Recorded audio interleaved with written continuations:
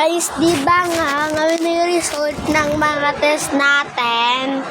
Baka kinakabahan naman kayo dyan. Actually, hindi ako kinakabahan kasi alam ko naman ako pinakamataas na grades. Hoy, princess, masyado ka talaga. O bakit ba, heart? Pakailam mo. Ano dyan si ma'am? Okay, class, ito na nga ang result ng inyong test paper. At ng inyong grade. Okay, heart, 1,000 over 2,000. Princess, 0 out of 0. Nakong princess kapatawag mo yung magulang mo. Pagkatapos natin mamaya dito, papatawag mo yung magulang mo. Princess?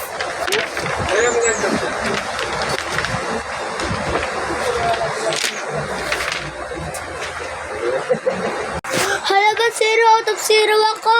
Kasalanan mo to. Kasalanan mo to.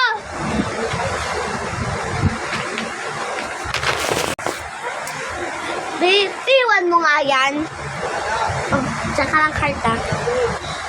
Papatawag mo talaga ang magulang mo.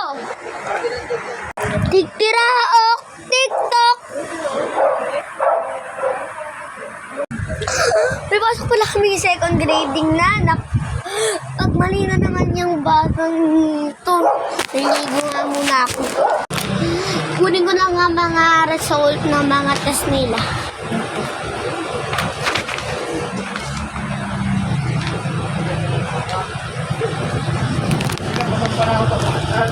Okay, class, ngayon ang second grading natin. Okay? Titignan ko na ha. Okay, kay Princess, 20 over 10. Palakpak. Yes, 20 over 10 ako. Huwag mo sabihin kay ma'am na nakopya ako sa'yo Ano ba yan? Nakopya ka, sasabihin ko yan kay ma'am. At eto pa ha. Ba't ang dami ng absent? Okay. Kay Lia, tapos kay Janine, kay Marla, kay Zairine. At last that the list, heart, 10,000 hanggang 20,000. Palakpak! Bye-bye. Comment mo lang kayo dyan ng part 2. Pero ako naman yung decision mo. Babagawa ako ng part 2. Bye-bye.